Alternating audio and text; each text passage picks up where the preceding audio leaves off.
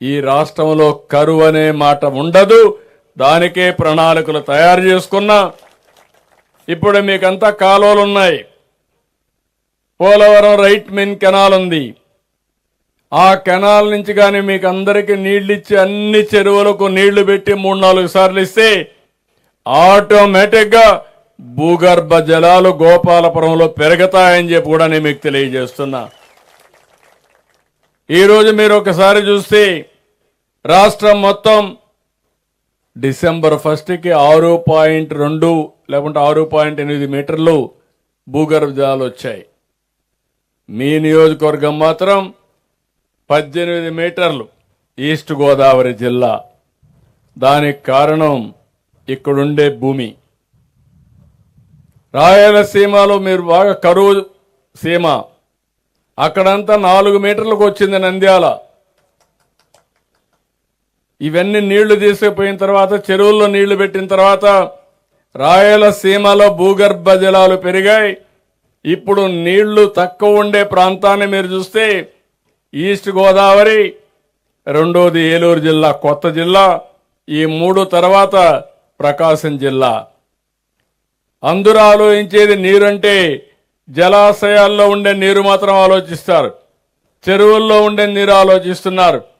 నేను ఆలోచించేది భూమిని జలాశయంగా చేసి భూగర్భ జలాలు పెంచుకోగలిగితే శాశ్వతంగా కరువు అనే మాటే ఉండదు. రెండో విషయం కూడా 6.8 మీటర్ల నుంచి 3 మీటర్లకు గాని నీళ్లు పెంచగలిగితే 5,000 కోట్ల రూపాయలు పొదుపవుతుంది ప్రభుత్వానికి కరెంటు విషయంలో. ఆ 5,000 కోట్లు ఖర్చు పెడితే రైతుల సంక్షేమానికో పేదవాళ్ళకు ఖర్చు పెడితే ఎంతో ఆదాయం వస్తుంది. రెండోది డిమాండ్ ఆధారిత వ్యవసాయం, 3 అగ్రిటెక్, 4ది ఫుడ్ ప్రాసెసింగ్, 5ది ప్రభుత్వాల మద్దతు. ఈ 5 పైన కూడా స్టాల్స్ పెట్టాం. ఎక్కడ చూసినా దీన్ని ఒక పద్ధతి ప్రకారం ఎట్లా తీసుకుపోవాలో తీసుకుపోతున్నాం. మొన్నే 24 నుంచి 29 వరకు 6 రోజులు మీ ఇంట్లోకి పంపించాం. మీ అందరితో మాట్లాడారు.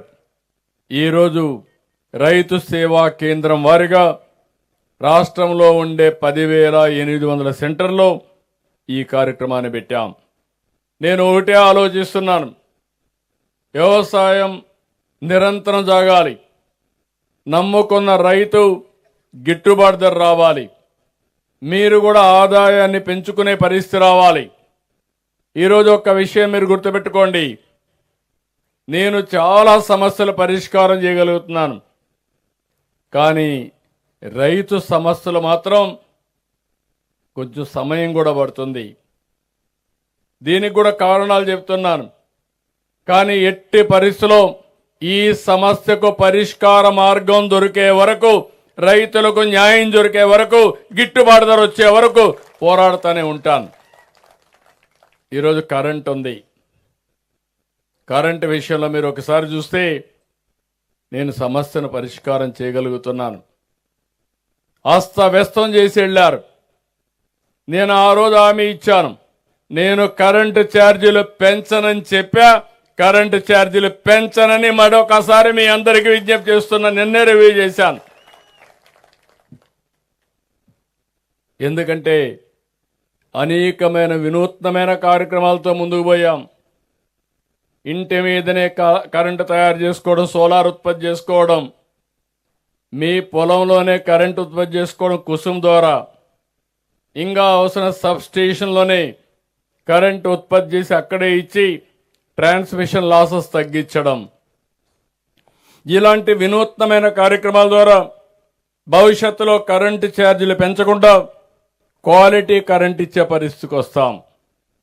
అదే సమయంలో